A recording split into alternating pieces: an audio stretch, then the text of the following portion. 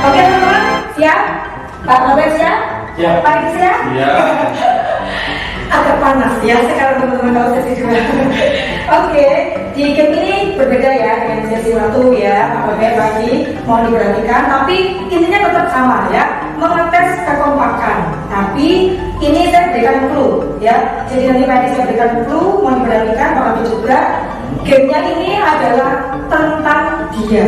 Jadi kalau misalkan nanti saya berikan pertanyaan ya, sesuatu itu berarti jawabannya bukan tentang Pak Edi sendiri, tapi tentang Pak Robert ya. Pak Robert juga itu jawabannya bukan tentang Pak Robert, tapi tentang Pak Edi ya. Gitu. Sejauh mana sih teman-teman ya? Jason bersaudara ini saling mengenal gitu ya. Oke, pertanyaan pertama. Sebutkan ukuran OOTD dari mulai kemeja, celana, dan sepatu. Pak Edi jawab punyanya Pak Robert, Pak Robert jawab punyanya Edi.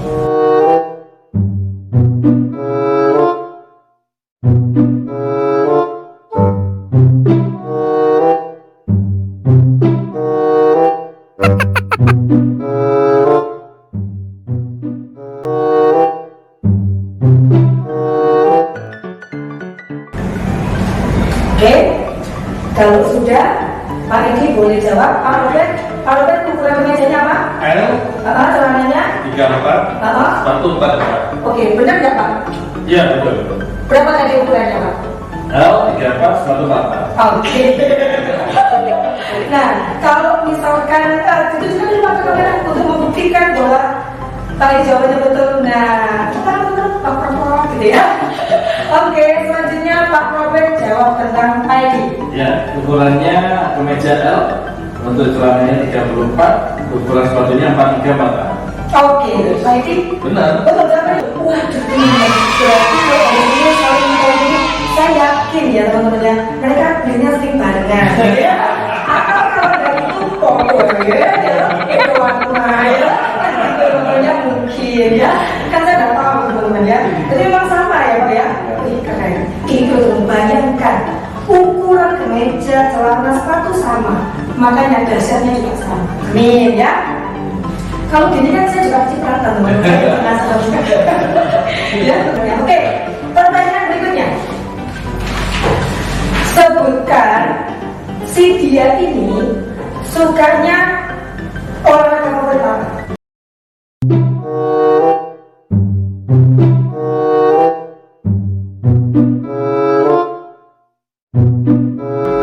Oke, sudah? Kalau sudah, Pak Edi jawab. Badminton, bulu tangkis. Oh, badminton. Pak Robert, benar favoritnya bulu tangkis? Bulu tangkis. Oke. Terus kalau Pak Edi jawabannya? Bulu tangkis. Pak Edi jawab bulu tangkis. Oh, sama teman-teman. Sebentar. Kok bisa ya teman-teman ya? Kok bisa ya? Aduh, keren. Sama loh teman-teman. Persis ya.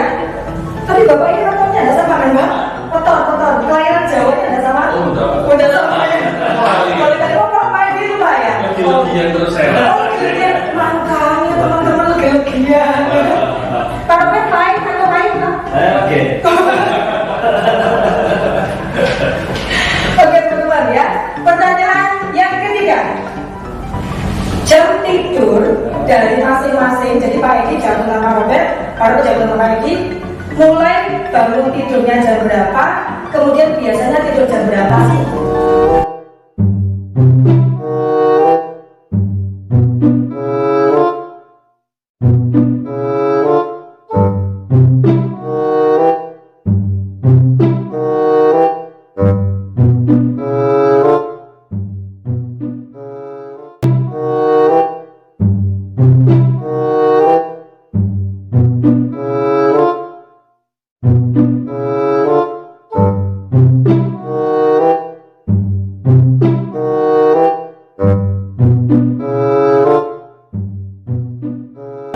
Kalau sudah Bapak jawab, Pak Edi tidurnya jam berapa, bangunnya jam berapa, diadukan ke kamera. Oke. Pak Edi tidurnya antara jam 12 sampai jam 1, bangunnya jam 5 pagi. Oke, diadukan ke kamera. Tulisannya, oke, betul Pak Edi? Yes. Tapi sering juga ada perubahan. Ya, tapi yang paling sering jam segini ya, mantul ya. Ya. Perhatian banget ya. Kalau Pak Edi? Kalau ada Adik saya jam 12 sampai jam 1, bangunnya antara jam 6 sampai jam 7. Oke, jaga kamera betul Pak Robert? Oke, wah. Kalau di atas ini kan karena ada acara biasa. Oh iya. Karena Kalau dia jam 12 sampai jam 1, maksudnya bangunnya. Kalau teman-teman ya, tapi ini tidak bisa disensor teman-teman ya. Jawaban saya apa adanya ya Pak ya, gitu. Jadi kalau saya pas sensus ya, teman-teman sensus penduduk ke Puri Galaksi, yaitu jam 1 siang ya Pak. Oke. Ini pertanyaan semakin hot, semakin sulit. Pertanyaan keempat. tinggal satu nomor. Ya, nanti di bawah itu ya apa? Oke. Berapa lama usia pernikahan masing-masing? Jadi Pak Edi jawab. Pak Edi tahu nggak kira-kira Pak Robert ini nikah berapa lama? Pak Robert juga tahu nggak kira-kira Pak Edi ini sudah berapa lama?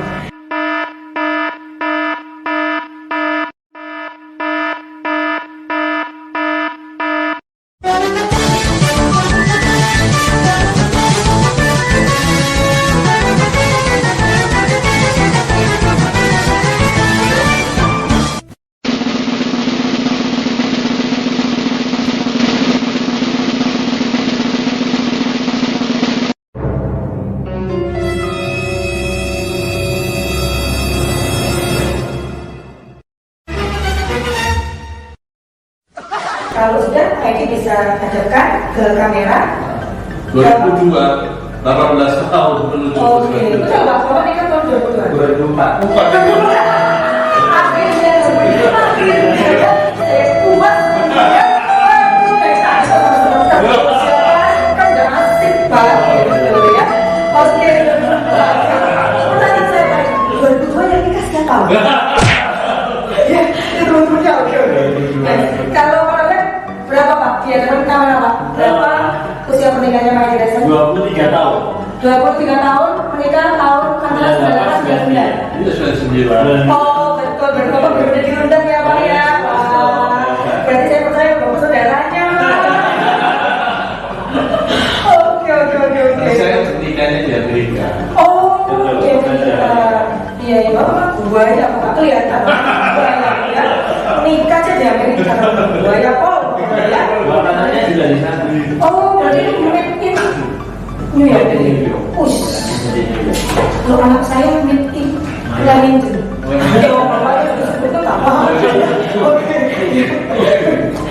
Oke, ini pertanyaan terakhir ya, sekaligus penutup di sesi kedua ini teman-teman ya. Jadi ini tidak perlu ditulis ya. Tidak usah khawatir, bisa ditaruh dulu ya nanti. Ini langsung saja diperagakan. Saya pengen tahu gitu teman-teman ya, hafal nggak sih dengan gaya masing-masing. Jadi Pak Edi ya memperagakan gaya berjalannya Pak Robert ketika menyapa seseorang. Bisa agent atau bisa siapa. Pak Robert memperagakan bagaimana gaya Pak Edi berjalan ini berdiri terus menyapa seseorang bagaimana? Hafal dan kira-kira gayanya. Ya, kalau kalian bisa nggak ketemu. Oke, berarti kalau Pak Robert langsung salaman dia ya? Betul Pak? Kalau Bapak ketemu orang salaman. Oke. Yang penting salaman dulu. Siapa ya kira? Gitu. Oh iya. Salaman dulu. Salaman dulu. Betul. Saling pertama ya. Oh, supaya tambahkan gitu ya Pak ya? Oke. Berarti Pak Robert ini supel gitu ya Pak ya? Ketemu orang langsung supel langsung salaman gitu ya? Next, Pak Robert memperagakan bagaimana ketika Pak Edi Desa menyapa seseorang. Menyapa orang yang tidak dikenal gitu ya. Atau masuk ke sebuah toko gitu. Iya. Halo Bu, ya kan Bu, lagi saya berfoto. Akhirnya ada perbedaannya ya. Berarti Pak Edi itu cukup gini gitu ya. Oke, tapi tetap dengan senyum khasnya mereka berdua. Boleh dong senyum di channel saya keduanya. Ketawa yang paling lepas Pak? Ketawa. Ya ketawa. Oke, lanjut ke sesi 3. Ya, sekarang saya pengen mengulas tentang pekerjaan ya, yang berhubungan dengan pekerjaan atau kesibukan beliau berdua ya. Pertanyaan pertama, apakah Pak Edi Desen pernah meragukan Pak Robert Tyson bisa sukses di Prudential? Dan apakah Pak Robert Tyson sempat pernah meragukan diri sendiri bisa seperti Pak Edi Tyson? Pernah nggak pernah? Ya, pernah atau tidak? Silakan dijawab, ditunjukkan ke kamera. Pernah, tidak pernah? Nggak pernah. Tidak pernah, yes! Kok nggak pernah? Cuma pernah. Oke. Lanjut ke pertanyaan yang kedua, ya. Untuk Pak Edi Tyson, ya. Pernah atau tidak pernah Pak Edi ini melihat langsung atau mendapat kabar pada saat itu Pak Robert benar-benar dalam keadaan yang sangat sulit? Tahu nggak Pak Edi? Pernah nggak dengar bahwa Pak Robert ini dalam keadaan yang sangat sulit ketika berjuang, ketika mengawali berbisnis ini, gitu ya?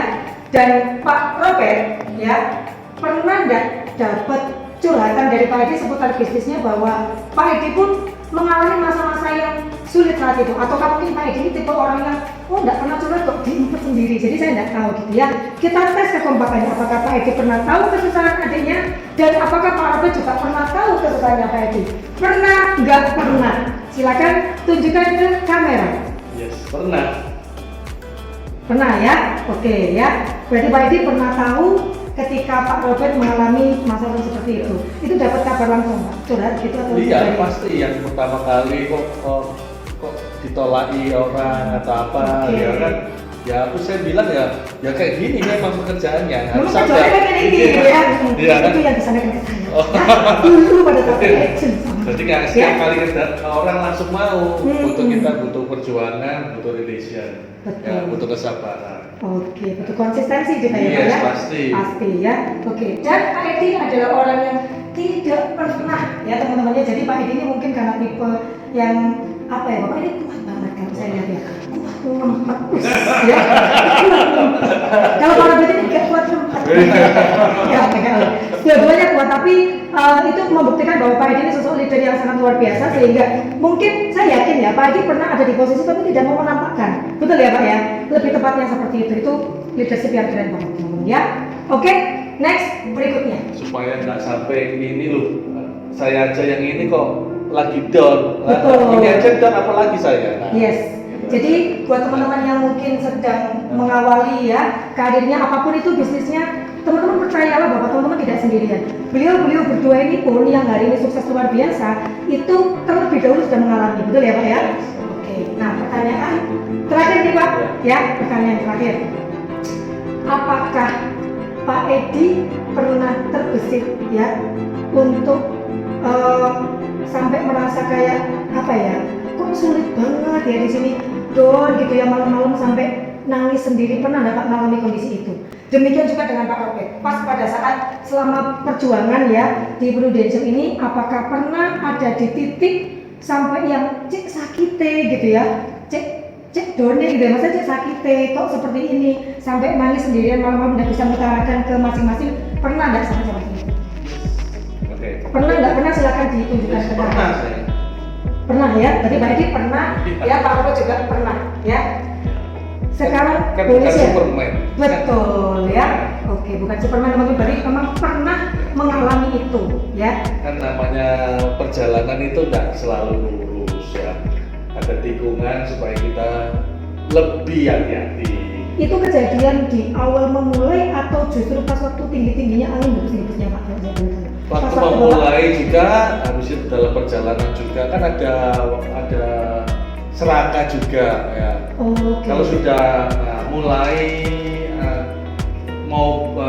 kalau yang pertama kali kan ya wis tadi kok susah nih ya, lama-lama kan masih lanjut lagi sisa 9 bulan. 3 bulan pertama nggak ada nasabah kan ya pasti kan galau itu gimana-mana, pasti orang ini bener tak kerjanya. Nah, kedua dalam perjalanan serata mau beli ruko tapi duitnya segini, mulai ngawur menjudi akhirnya.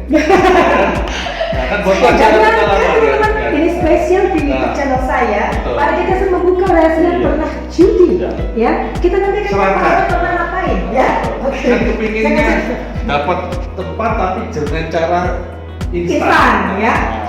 Malah nggak dapat, malah hilang kabeh ya kan. Ya. Berarti malah nggak dapat rukonya tadi nggak jadi kebeli Pak? Dan rukonya juga akhirnya sampai sekarang nggak jalan-jalan juga. Jalannya gubek sebelahnya apa travel apa itu ada yang Nggak berkembang gitu Pak maksudnya? nggak dibuka bukan nggak tahu siapa punya itu juga.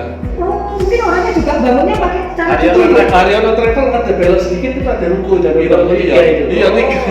Itu. Waktu itu harga berapa memang? Harganya pokoknya 1,8 tapi tahun 2004 ya. Nah, akhirnya kan mundur. Nah, akhirnya bisa beli ini tapi nasabah, nah ini punyanya nasabah pembayaran bisa diatur. Oh gitu. Nyicil sambil potong apa bayar sama preminya. Oh, oke. Itu memang jalan yang lebih tepat ya dan lebih dekat ya. Karena terbukti dari kantor ini teman-teman ya, itu lahir banyak sekali leader-leader dan keturunan-keturunan yang sangat hebat ya. Thank you ya Pak Edi ya, saya mau tahu ya. Kan harus ada kejadian. Betul ya. Jadi dengan seperti ini saya semakin tahu ya teman-teman juga saya yakin pasti baru ngerti gitu ya, baru ngeh gitu ya. Karena mungkin kalau di video-video yang dulu-dulu ya Pak Edi ya, mungkin Pak Edi hanya cerita sekilas balik aja gitu ya. Oke, enggak nyangka loh saya ya. Tanya dia ini ya. Iya. Tanya dia ini luar biasa. Nah, Oke. Kalau Pak Robe jawab, pernah mengalami seperti tadi? Pernah. Iya, pernah ya. Di titik yang seperti apa pada saat itu? Kejadian apa mungkin tahun berapa? Otomatis pada saat awalnya saya mengawali pada waktu saya pulang dari Amerika gitu kan, pada waktu itu ya apa namanya tolak ukurnya yaitu kakak saya sendiri sebagai leader yang mana setiap hari saya harus berjibaku dengan kesulitan dan hambatan penolakan pengusiran. Tapi saya punya leader yaitu kakak saya yang selalu mendukung dari belakang dan support apapun untuk memotivasi saya dan terus berjuang terus kan seperti itu. Cuman setelah mendapatkan hasil ini ya, itu juga ada masalah demi masalah lagi, yaitu masalah yang lain. Tapi setelah itu otomatis kalau kita sudah di atas, angin itu kan semakin debes ibaratnya. Betul ya, semakin kencang gitu ya teman-teman ya. Semakin kencang, Oke. otomatis ada masalah yang lain lagi. Oke. Tadi kalau Pak Edi bilang sempat tahun 2004 itu main judi, kalau saya malah lebih ngeri lagi. Gitu. Jadi saya pernah kalah falas itu tahun 98 dan saya judi juga itu habis-habisan, tapi dengan seperti itu kita tahu bahwa itu diizinkan oleh Tuhan Supaya jadi kita pembelajaran. belajar Ya. supaya kita belajar di waktu muda kita habis-habisan tidak apa-apa, tapi di waktu tua kita tidak boleh seperti itu. Oke. Kita Kalau yang di harus- Prudential Pak, yang ketika di Prudential itu Bapak mengalami yang seperti itu apakah waktu di awal-awal atau mungkin ketika pas gebes-gebesnya juga? di awal-awal. Oh justru di awal-awalnya Iya, gitu di ya? awal-awal. Di awal-awal. Di awal-awal itu yang paling berat itu di awal-awal. Karena dari Amerika sudah punya income sebenarnya Iya. di sini malah mulai dari nol ya Pak? Iya, betul. Dan nggak tahu siapa-siapa teman-teman ya, maksudnya nggak kenal nasabah-nasabah itu kan bukan orang yang dikenal gitu Betul, ya. teman-teman kan sudah hilang semua. Oh. Udah 7 tahun kita tidak ketemu. Oke. Ya. Oke, thank you Pak Edi Tesen dan Pak Robe Tesen ya, luar biasa ya. Hari ini support kita semua ya, dan buat teman-teman semuanya ya. Thank you sudah stay di channel saya dan Like, share, and subscribe channel Media Anda. thank you.